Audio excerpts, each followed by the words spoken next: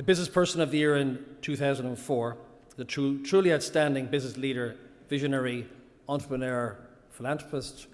I can go on and on. Born in Macroom, County Cork, and grew up in Marino, Dublin, Dermot Desmond began his career in 1968 working for Citibank Dublin. Subsequently, he joined the Investment Bank of Ireland and then worked as a banking consultant for Coopers & Lybrand, now PwC, on a World Bank project in Afghanistan between 1979 and 1980. In 1981, he founded National City Brokers, NCB, I think Connor's here, the guys, an interbank money broking company which developed into Ireland's leading independent stockbrokers, changed the face of stockbroking in actual fact, and brought a dynamic to that sector that wasn't previously there, one might argue. In 1984, he founded Key Financial Software, which grew out of NCB's internal technology requirements. Again, Key Financial Software sold innovative software products to 150 banks in 45 countries around the world. But not content with his success as an entrepreneur at that level, Dermot had a bigger vision, a vision that someday people would say it was of the same importance as T.K. Whittaker's white paper in 1958, and certainly where we are today, I don't think you'll argue with me in that regard. The pre-1987, the Dublin Docklands, if anybody can remember, was a desolate area, and Dermot Desmond's plan was to create a global financial services hub on par with the largest markets in the world. Today we stand in the middle of that dream on its 25th anniversary of the IFSC. More than 50% of the world's leading financial services firms have now subsidiaries at the IFSC. Over 30,000 people are directly employed, and 70,000 people across the FS sector on the island of Ireland have the IFSC to thank directly and indirectly. Thanks to Dermot's vision, perseverance, Dublin and the island of Ireland is now a global financial services centre, but it wasn't always that easy.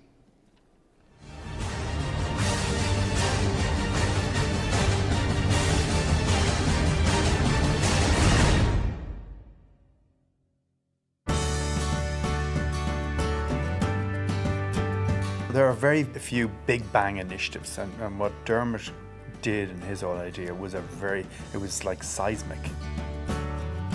Dermot has an amazing ability to convince other people that the most contrarian ideas will work. Nowadays, obviously the IFC, everybody takes it for granted. There's thousands of people employed, but it had a very slow beginning. I mean, the 80s were a grim period in Ireland. We had the highest unemployment at 18%, with the highest debt at 122% of GNP, and we had people streaming out of the country. What he saw was that financial services was going global. There was a technological dimension to it that meant that you actually didn't have to be in London or New York or Tokyo anymore to play a part. For a long time, people didn't really understand what he was getting at. And when he went to explain to other banks in Ireland, but also to particularly the Department of Finance, the Department of Taoiseach, they immediately got it. We thought it was a great idea, and Mr. Hoy and myself, in preparing the Fianna Fáil manifesto for that year in 1987, had included an International Financial Services Centre. The problem was that many people thought it wasn't a great idea. Dermot had got Price Waterhouse Consulting to do a study, to see was this thing feasible or not. And Price Waterhouse Consulting did a great big detailed study, and they come up with the wonderful conclusion that this thing was mad. And were it not for the determination of people like Dermot Desmond and the support that he got from Charles Hoy and myself as Minister for Arts, and Mr. Padraig O'Higgins, who was Secretary to Mr. Hoy, all of those things came together, and the special committee, of which Dermot was a major participant, was there guiding this process along. The big problem we had when the committee first met, nobody knew what sort of services we would attract. Some banks were invited here and discussions took place between the Taoiseach and myself and the committee, including Dermot, many's the nights. In fact, one of the nights we were there with a group of Japanese banks. Dermot's wife, Pat, gave birth to a baby, so it must be 25 years old at this stage. Once one bank came in, the others followed. And we, of course, had to get the tax incentive arranged at that time. And I remember negotiating as Minister of Finance in Brussels with the then Competition Commissioner, Peter Sutherland, and he approved the 10% rating for tax purposes. The toughest part in many ways was the physical development, because, you know, you have to have something to sell. You can only sell the sniff of something for, you know, a limited period of time.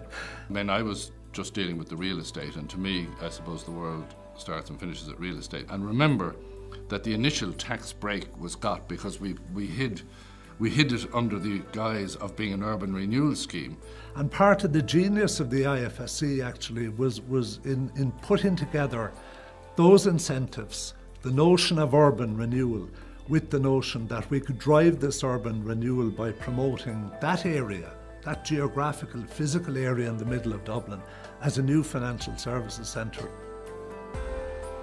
The first block of the Financial Services Centre here behind me should be completed by March of next year. It's already been leased by AIB. The second phase, which is still under construction, should be ready by the end of next year, with the third and final phase completed by 1991. But of course, remember, it was a site without a lot of infrastructure. And in fact, the first winter that we were there was pretty grim. And I mean, I remember saying to somebody that we were like Shackleton of the North Wall instead of the North Pole. It was tremendous credit to Dermot Desmond that, on top of coming up with the original idea, that typical of him, he took on the personal risk and the financial risk in relation to one of those three original buildings. I mean, there were dark moments when, you know, we thought we had something done, a tenant done, or we had a problem with planning, and then it fell apart. And again, I would say about Dermot, he was the one who, maybe in his private moments he had doubts as well, but I never saw them. You know, he was a great tower of strength. Shortly before he died, Mr. Haughey, he said of the financial services, it can be argued, and in my personal view successfully, that the establishment of the International Financial Services Centre was one of the most important steps we took. Perhaps most importantly was the dramatically favourable impact it had on our public finances.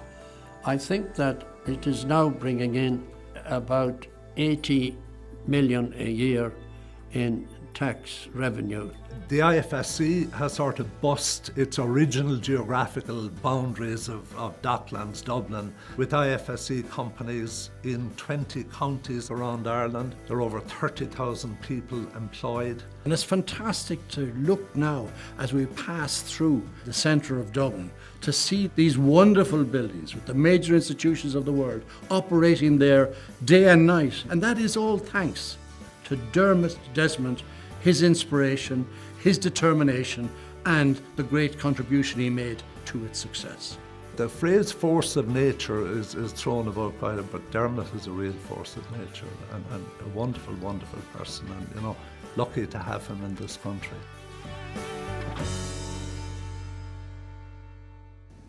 Dermot, congratulations on this award. And I'm reminded of a much used line by you, and that is, you think you're clever? By God, you're clever. Ladies and gentlemen, I found an interview we did with Dermot in 2004 after we honoured him as Business Person of the Year. And one of the quotes that stood out for me was, "For me to complain about anything would be selfish. Everything I'm doing of my own volition." As Martin Luther King said, the ultimate measure of a man is not where he stands in moments of comfort and convenience, but where he stands at times of challenge. Ladies and gentlemen, on the 25th anniversary of the IFSC, please be outstanding for the truly outstanding Dermot Desmond.